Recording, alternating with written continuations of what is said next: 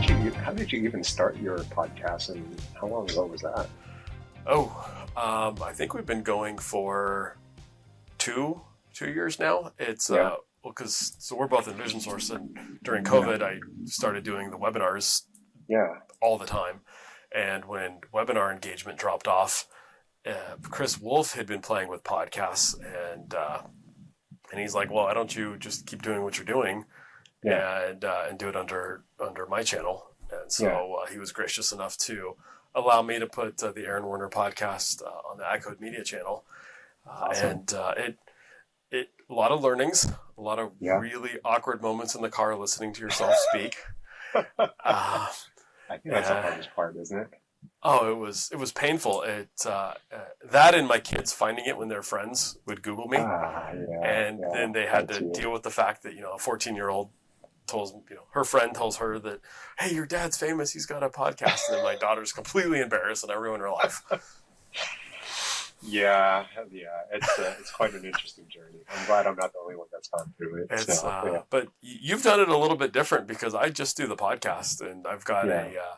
I've got a producer, and then I've got my virtual assistant who will take the clips and put it up on the socials, because I Yeah. can't stand socials, and so anything that gets posted up there that looks quality is not me.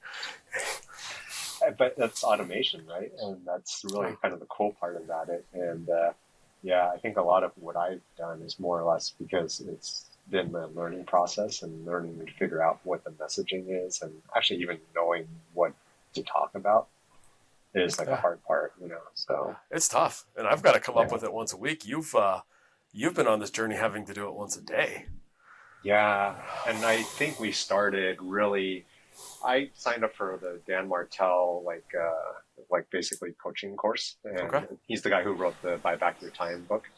Yeah. And funny thing, yeah, is that Brianna Rue still is also doing that as well, and so she was on the same course as well. Oh, that's cool. And yeah, so I think we ended up popping on. I actually messaged her on social media because she had posted something about it. It's like, hey, are you doing this Dan Martell course, and like, how is it? And one of the things that he does is he talks about the 5 non-negotiables in helping you grow your business. And one of them, and the first one is really just writing down your goals, reviewing your goals daily.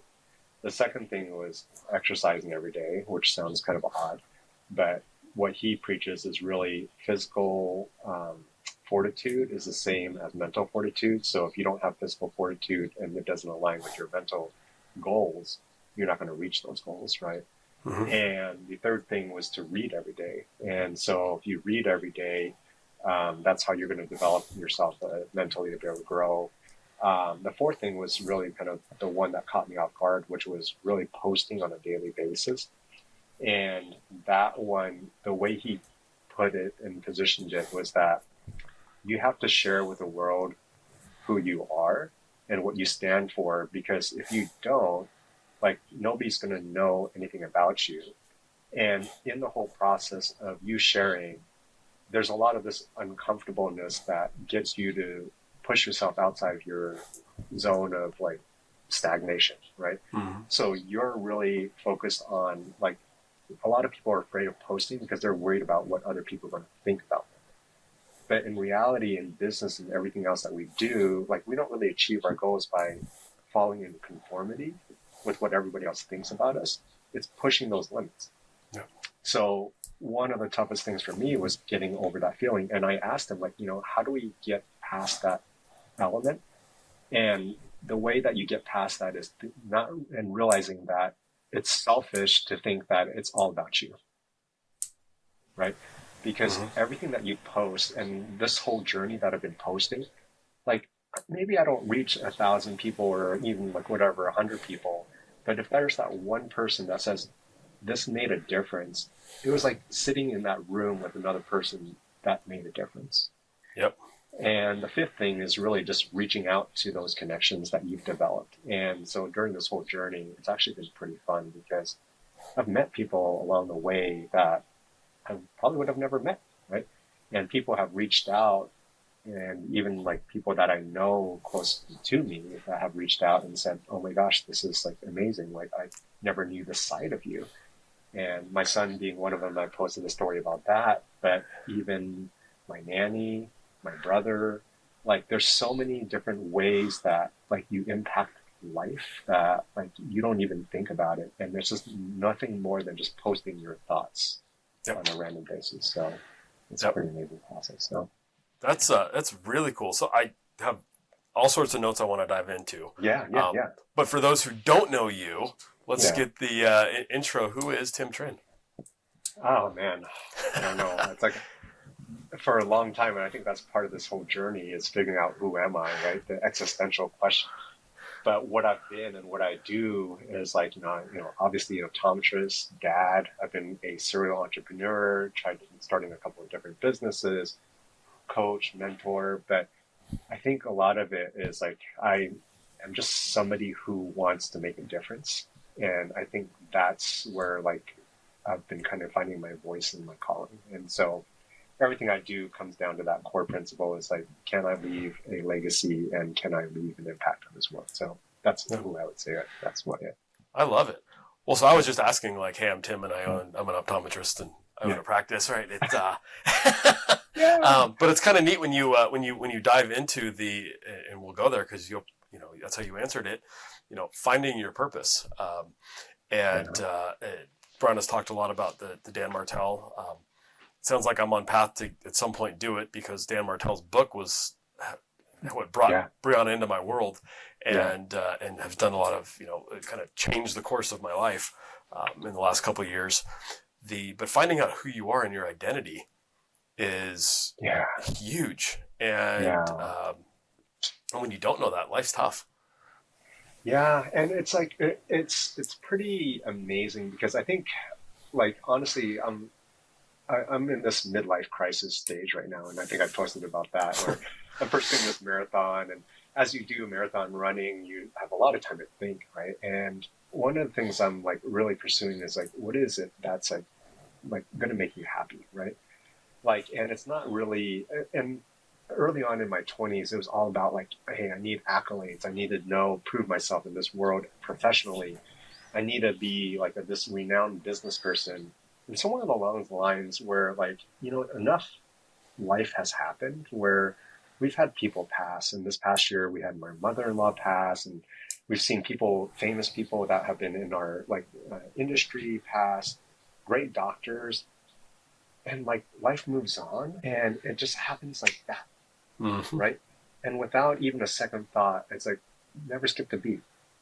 So realistically, it's like, what is all the stuff that we're trying to accumulate? And like in my 20s, my 30s, it's all accumulation. Like, what can I do for me? And now it's like, what can I do for the world to leave a mark for a better place? And I think happiness comes from that, right? And I think a lot of the self journey just comes from that whole experience of, just knowing your mortality. And I think that's a lot of it's because I watch a lot of social media stuff. And I think Alex Hormozy pops on Alex Hormozy like frames the best. And he's like, write your story backwards, right? Like imagine your life, like everything that's at the end of a life, it's obsolete of what you're doing in between. You're on borrowed time. All the stuff you accumulate, it's all borrowed. Yep. So realistically, what's the point? It sounds defeatist, but it's deep. No, I like it. It's kind of freeing when when you don't have all that pressure on you. And it's interesting that you hit midlife crisis and got into running. I lost a brother 22 years ago this summer, and running was my escape as well, and took me through 3 Ironmans before my body said, "You are nuts." That is impressive. Ironman is a whole different category, so that's actually that's really impressive. You know what I miss the most from that is I could eat all the pizza and drink all the cherry coke that I wanted. And it took me a long time to realize that when I kept doing that, like I was no longer burning off those calories. So I had to cut out. Training days a lot harder. Like you pay for it the next day quite a bit more. You pay for it. But what's interesting is I agree with you. I love a good run, and usually when I'm running, I'm not listening to.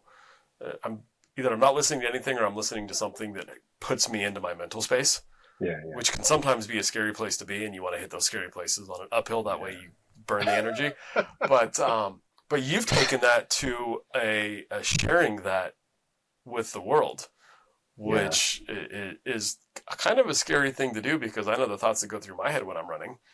They're not yeah. thoughts that I want on social media always. So It's how did that start? How did you just say, "Hey, I'm going to do it"? You know.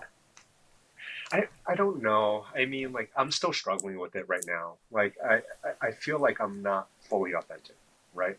Like I feel like there's a piece of me that I'm still holding back, and you can tell, right? Because like, and it's like it's not really just like viewer counts or whatever else, but like the times that where it's just off the cuff, Mm-hmm. and you really like putting your thoughts out there, and you're deep into it, and you forget that the camera's there.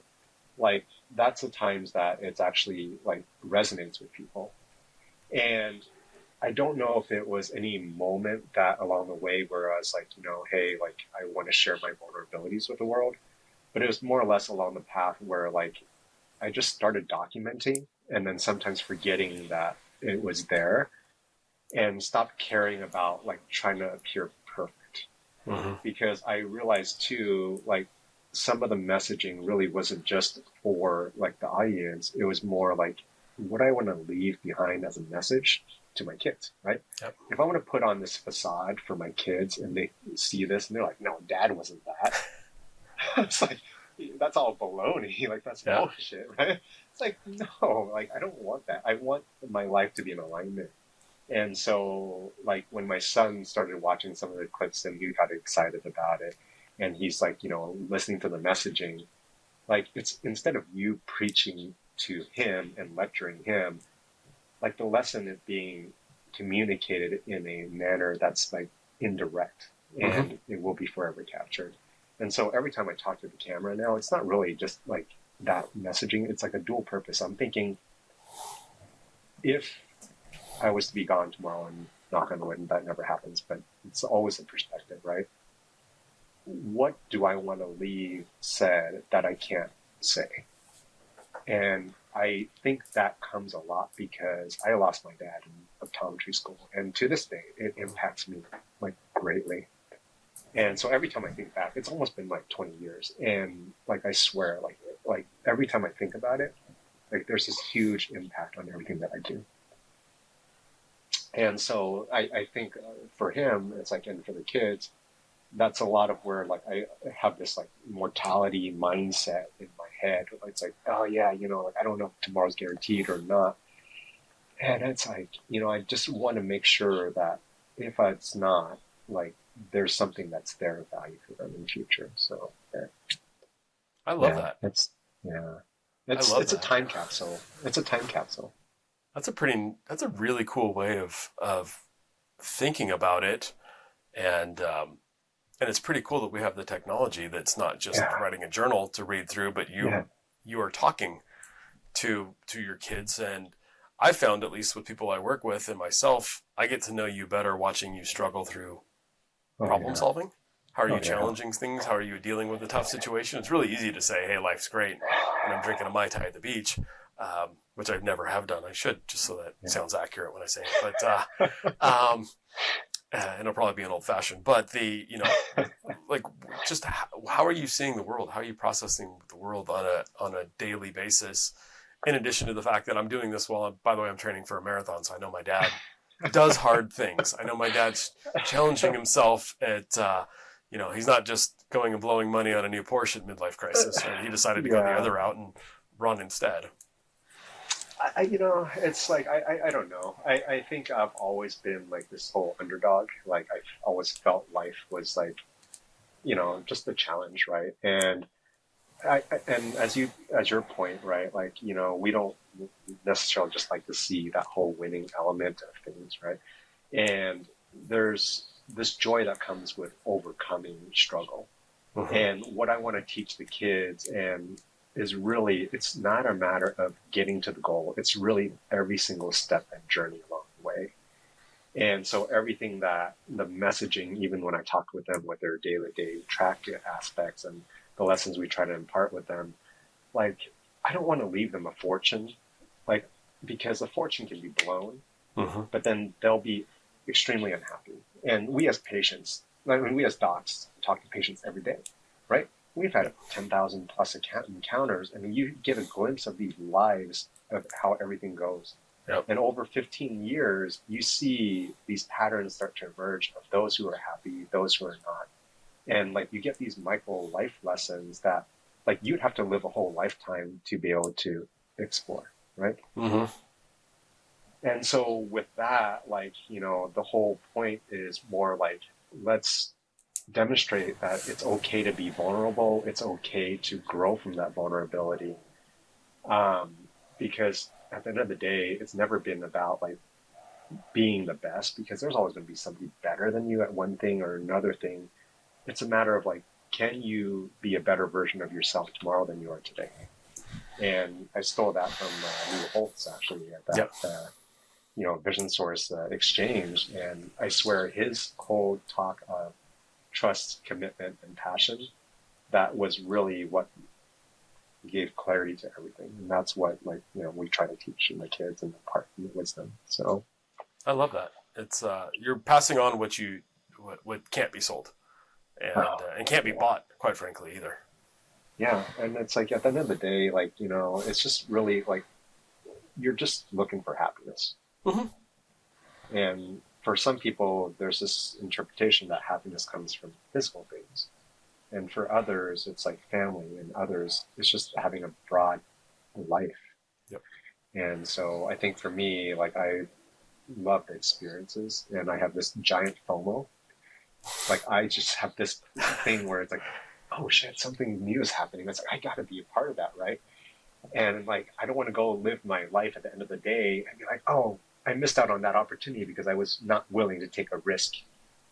Like, I don't want to be like, I have this regret that I didn't try. I'd rather fail than to say I never tried. Yep. So, yeah. Yep. No, I love that. And I like how you've mentioned a couple of times that, you know, sharing your challenges, being vulnerable. I'll tell you that the episodes on the podcast that have gotten the most feedback to me directly is when I haven't had a guest and I just monologued. And it was really when things weren't going well. And I think one of them I started and said, hey, I'm getting my ass kicked this month. Like, I don't know what's going on. Here's where I'm at. Because we're all on the same journey. And we're all facing challenges. And most of them are similar, especially as practice owners or in practice. So it's kind of nice to know that others are feeling it too, whether you're the one sharing it or you're on the receiving and hearing it going, hey, I'm not in this by myself. And you know, the funny thing is, like, you think social media is like this critical platform because you all see like these, like, you know, like people who are trolls and try to, like, you know, but 99% of the people on social media actually want to see you succeed.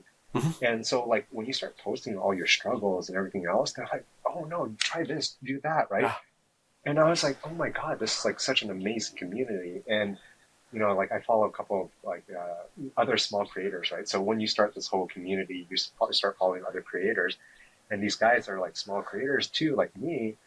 Like literally, it's like 2 weeks apart, the same mental struggles that we're going through, and then somebody else gives me the advice that I pass on to this next guy. Like today, this guy, I'm following him. He's like pursuing couch to 5K. And for like the past 2 months, his whole thing is just like, oh, how do I, you know, move into the 5K realm? And then he's like, you know, like, I don't know what to post. Like, I don't know what to post to give value because the ones that are the ones that give me the most views, right? And he's like, but I also want to create this channel about like me because like, you know, that's why I created it first. And like, as he spoke out, I was like, Matt, like literally his handle is just Matt. And I was like, Matt, like those are literally the same things that we all go through, right? And like you being here, being consistent, gives us the courage to do all those things, right? And so like it's just such an awesome feeling, though. That is awesome. Since you brought up views and engagement and feedback on social media, and one of the reasons I don't like it is because I early on that was the first thing I looked for. It wasn't what was it I posted? It was the little number at the bottom, and how do you manage that? Because I imagine it's very similar to being a practice owner or anything in life, right? You've got your highs and your lows, and you'll have some that have high engagement, some that you were really proud of that have low engagement, and sometimes you can't figure out the why, and it's really hard man. not to make it a reflection of you, like a referendum on who you are when things are good or bad. How do you how I'm do you only manage good as that? the 10 likes that I have. It's like literally Yeah. like it's funny because nobody else that goes through the posting journey actually experiences it and understands it. But it's like it's so hard to separate because you're thinking validation is based on like how you get this like likes, right? Or how many people like follow. I still struggle with it. Like, but then I just have to like post it now and just shut it off. And then realize that like when you look at the stats, and I think it helped when I talked to actually one of my former employees. She got into social media marketing. I was interviewing her, and she was telling me like, honestly, just post whatever. 99.99% of people will not watch more than 3 seconds of your post, and those that do actually value it. So then you're not even worrying about being judged because they just see your face and they're like, peace out, right? And it's like, okay, like that's it. So even though it says 3,000 views, like of those, maybe like only like I did the math and I was like, okay, if I had 2% of 300 views, how many is that, right? 6 people. So 6 people watch my video. So what? And of those 6 people, how many people are actually going to remember it? And I think that taking that perspective helps a lot because then you realize, you're not doing it for anybody else. You're doing it for you. But anybody else that follows and wants to come along with the journey, you've inspired them. You've changed their life, right? But we've always been like, especially in these relationships, like, we see like young relationships, like you're trying to change who you are to appease like your partner. Like you want to pursue this partner or whatever else, so you change who you are. And even in our practice, when we first start, we're like, no, we need to cater to this patient. We need to cater to that patient. No, they want us to be like this, like, oh yeah, we'll do this for this patient and that for another patient. And then you start going crazy, right? And and I think being a business owner has prepped me for some of this in that like, you realize you can't be everything to everybody. And you may think you have the best product, you may have the best service, but at the end of the day, like you be you find that audience that resonates with you. It just takes time. And I think Alex Formosi, again, like he's just been hammering me with ideas. Like, do you follow him at all or no? No, I've written his name down twice now. Okay, you should definitely follow him because like he's just this mind blown of 1 minute like in the video, like inspirational quotes that just boils life down to like one simple concept. And his whole thing is just more or less like, like whatever you do, it's just going to be out there and there's going to be some people that resonate with it and some people that don't, right? And just be authentic. I don't just recommend Peak Pro to my patients. I use it daily and so does my whole family. Honestly, it's one of those rare products my wife and daughters all love. So much so they actually fight over who stole the tea tree cleanser, the peptide cream, or even the hyaluronic acid. I had no idea this would be the case when I introduced them to the Peak Pro products. But I've learned they're a great company to work with and their lineup covers everything from daily eyelid hygiene to deep hydration. I highly recommend checking them out. We've got a special affiliate link in the show notes and use code WARNER for 25% off. The Myopia Collective. CooperVision and the AOA have partnered in a groundbreaking initiative to change the way optometrists in the U.S. treat children with myopia. The purpose of the Myopia Collective is to rally the profession of optometry and its allies to interrupt the status quo and elevate the new standard of care for children with myopia. Every individual is encouraged to become a member of the collective. By joining, you commit to taking action to help slow the progression of myopia in children. You'll receive updates and information about the collective and its work in the fight against myopia, gain access to educational opportunities and resources offered by the collective, and hear from change agents, the ambassador optometrists selected to serve as advocates for community and policy change that facilitates the mission of the collective. Scan the QR code or click on the link in the show notes to join the collective today. In the past, Our focus revolved around prescribing MacuHealth or MacuHealth Plus to patients at risk of macular degeneration, while also recommending it to collegiate and professional athletes for enhanced contrast sensitivity in sports performance. However, this year's introduction of the Life Meter has been a game changer. The Life Meter revealed a concerning truth. Many of my patients have alarmingly low skin carotenoid levels, indicating potential deficiencies in essential body tissues like the retina and brain. Supported by over 30 peer-reviewed publications, Life Meter's accuracy, consistency, and effectiveness has been demonstrated across 2,000 subjects with diverse backgrounds. With this newfound insight, I can now have meaningful conversations about carotenoid levels with all of my patients, even those who may seem outwardly healthy. To learn more about this empowering technology, feel free to contact your MacuHealth representative or click on the link in the show notes. Together, let's optimize patient care and elevate their well-being. 100% agree with Be Authentic. I didn't realize I had any value until somebody called me when I didn't post 1 week. We didn't have an episode for whatever reason.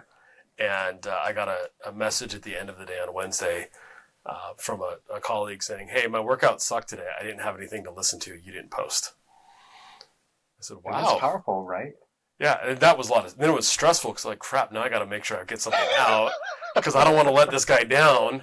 And then he said, "Hey, yours are great, but if they go over an hour, it keeps me on the treadmill too long. So like, do you mind keeping it around 45 minutes?" And so it's kind of fun, the relationships that you build, but you have no idea.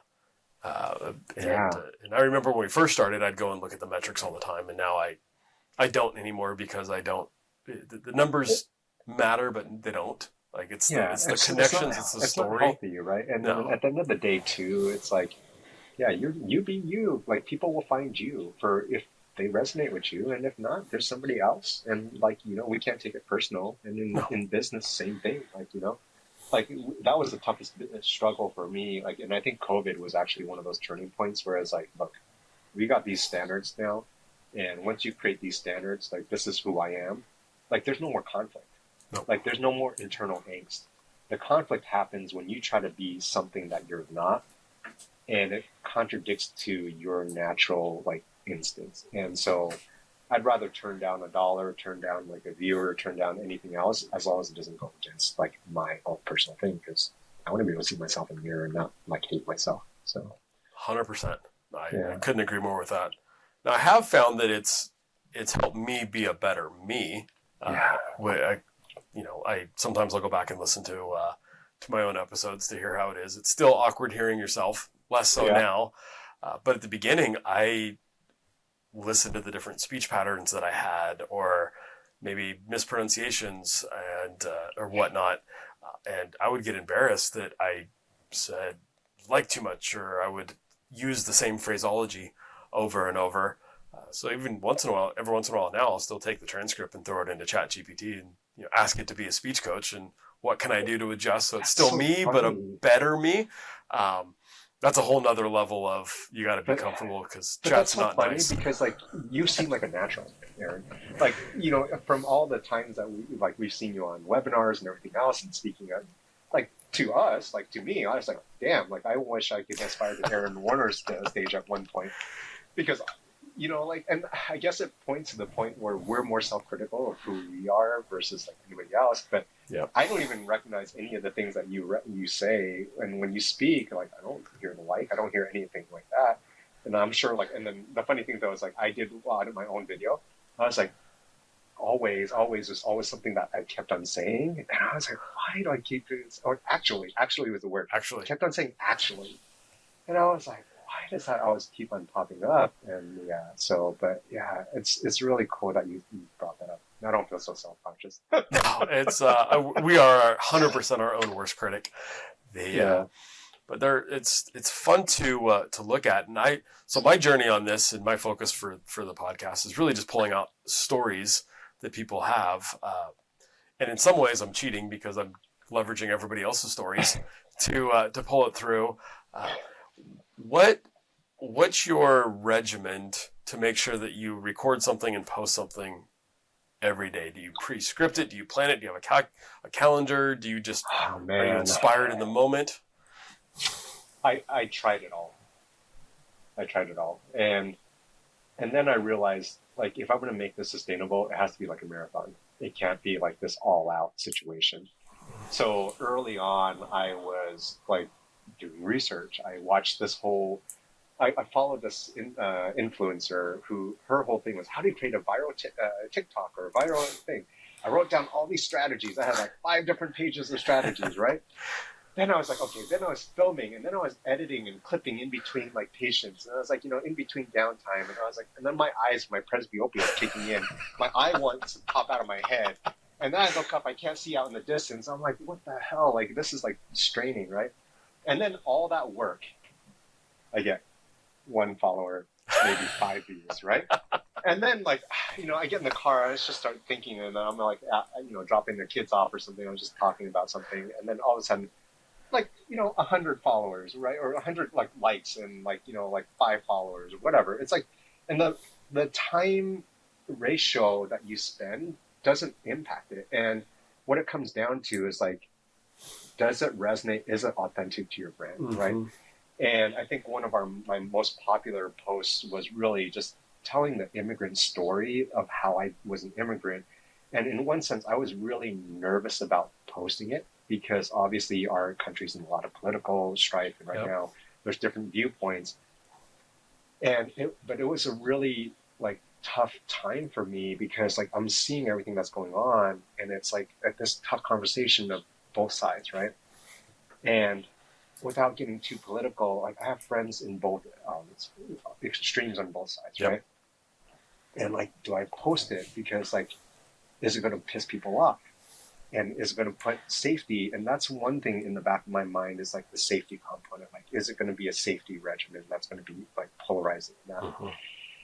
But I also have to tell the story to kind of like put my heart at mind, right, and my soul at peace for what I stand for. Because if I don't, like, how can I tell my kids that, this is what I believe, but when push comes to shove, I'm not doing the hard things. I'm not having the hard conversations.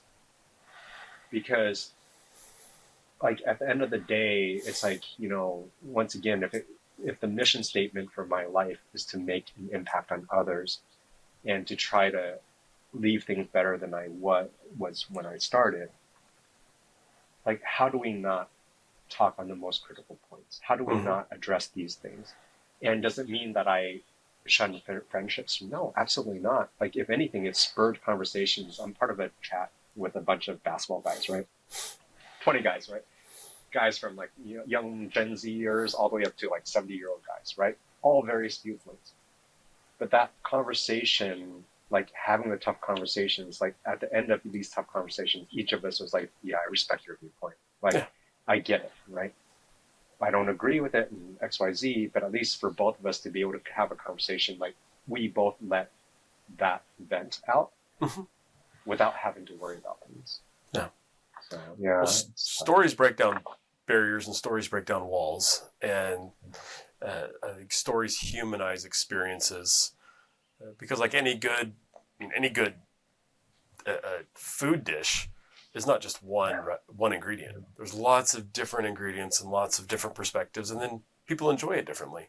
So I think it's important to kudos to you to share stories and to wade into sometimes what could be perceived as controversial, without attacking, because there's 2 ways to do it. There's the you're right, you're wrong, I'm right way, or there's the hey, here's just my story, and here's how I've gotten to the perspective that I have, and then I would love to hear yours back, so we at least know and appreciate each other.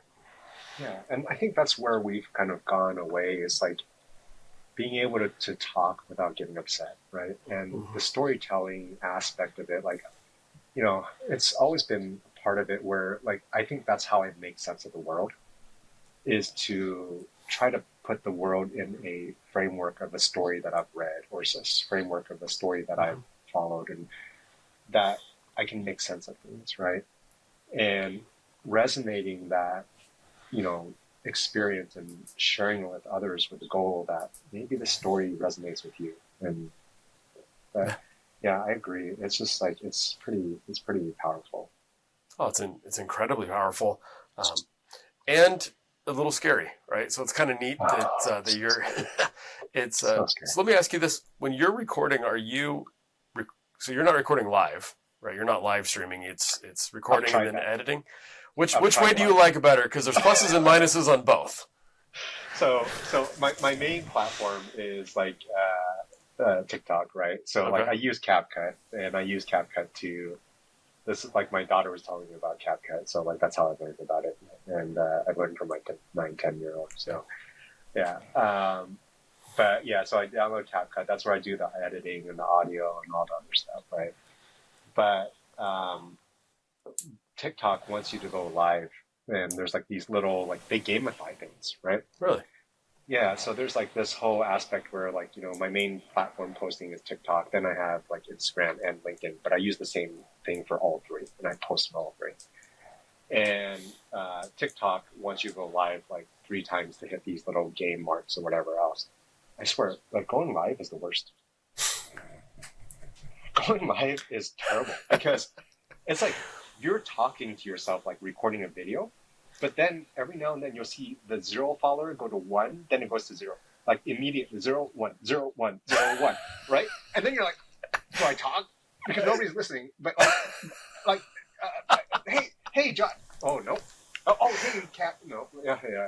And so like there's no right or wrong way to do it. But like, yeah, for me, going live is hard. Like even just recording was so hard. The first couple of videos that you saw, like, posting just educational videos, I had to do that thing like for an hour just to get 1 minute of content.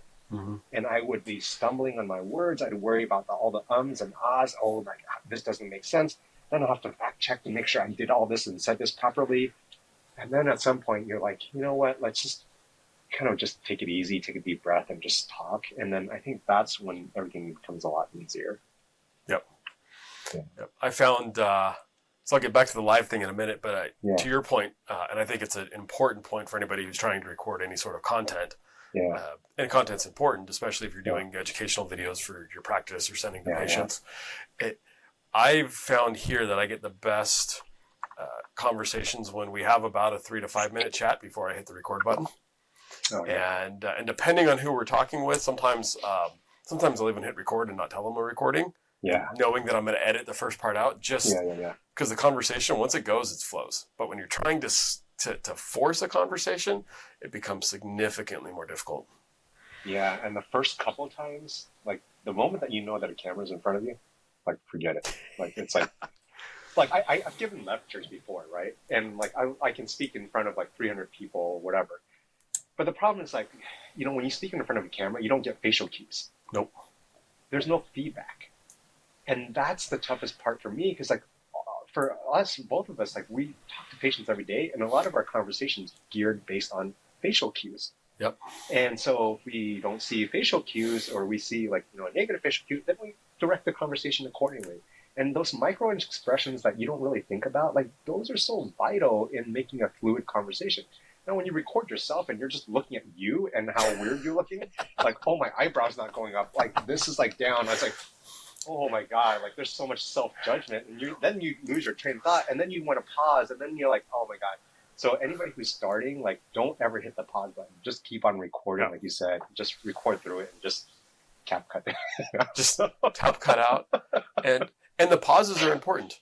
The pauses allow people to think. It took me a long time to appreciate pauses are good.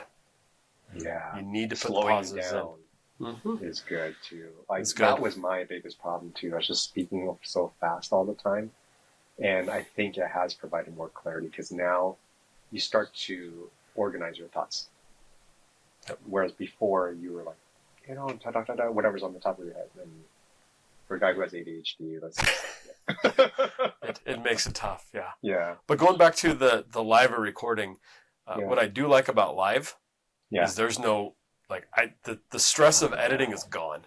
Like, what's out there is out there. So I have had to work on my my bad words and making sure I don't say bad words when we're recording. I was going to ask you about that because, like, I was like, the real authentic me, me in person, like, I cuss like crazy, especially after a couple of years. But it's like, on camera, you're like, do I cuss? Do I not? But honestly, like, I think it makes it more enjoyable. Like, you should leave those unedited words in there. Yeah, it's it nails the point, David. The right ones are. It's kind of like salt. You just need just enough. To give it a little bit of flavor. Yeah, that's a point down. You ever watch Gary Vaynerchuk? No. Oh, you should watch him too. Like Gary Vaynerchuk, every single sentence and every single word is like an F word. But he basically the backstory is that he was the son of a wine store owner, and he actually built this multi-million-dollar media company. Oh, I know Gary. I know who he is. Yeah. So he basically he didn't start that until like his 50s, right? Or 40s, late 40s or something like that. And like every single thing is like a cuss word, but then it resonates. And I was like, the first time I saw it, I was like, well, who is this guy, right? And then after a while, you're like, oh yeah, like I'm buying into this. Yeah, so that's I get him. So I've got a lot of friends that are retired special forces, being in San Diego. So it's there you go. Bad words for them are just like a pause or a comma for anybody else. Yeah, exactly. It's like always for me. Yeah, exactly. I know something's wrong when they talk to me without cussing. Yeah. Nice. So I want to go to some of your videos because your videos that are my favorites are the ones that you're doing, and it looks like they're mid-run, or maybe it's right after a run. I can't tell if you're right after a pause or right after a run. Right after a run. And being a running geek, I always trying to look and see if I want to buy the same water vest you have and check out the gear. My life vest. Your life, which is important. When you're running, are you thinking about what you're going to talk about? Do you end the run, just hit play and look at yourself, and you're staring now at a camera as you're walking? Which, by the way, you have a really good job. Do a good job of holding it stable. I don't get motion sickness watching you, and I'm impressed that you're not completely out of breath. You can talk properly. It does take about a 4 minute before I get my heart rate back down, and then I hold it up, and I'm like, oh man, I can't do this right now. No, I mean, I do think about it when I'm running, but it's also kind of cool because it does take your mind off of things. And then you're like, okay, what lesson do I want to teach my son today? Or what lesson do I want to put out there today? But the funny thing is, like, you can think all about it, and then the moment you stop, like, it just disappears. Like, in your head, like, what you want to say. And then, like, when you actually record it, it may come out totally different, or there may be a totally different message. But I think, like, the emotional feelings that come out with running, like, make it so that you truly speak more from your heart, because, like, you don't really have time to prep anymore, right? And I think I've used that more so to create the authenticity. And that's where actually my nanny, like, early on in the journey, she, like, started following me, and I was like, oh shit, like, she's following me, like, why is she following me? What's she gonna think of me, right? And then she literally, like, I hadn't seen her for a couple of months because, like, we didn't need her help for a little bit. And then she came in, and then she made it a point literally to come up to me and give me a hug. And she's like, I just want to let you know, like, I've been following you, and when you run, something happens. Like, there's a, like, sincerity that comes out. And I was like, holy crap, man, that's, like, pretty cool. Wild. Yeah, and that was the first message that's, like, resonated. She was one of the first to give me that validation to, like, continue on, right?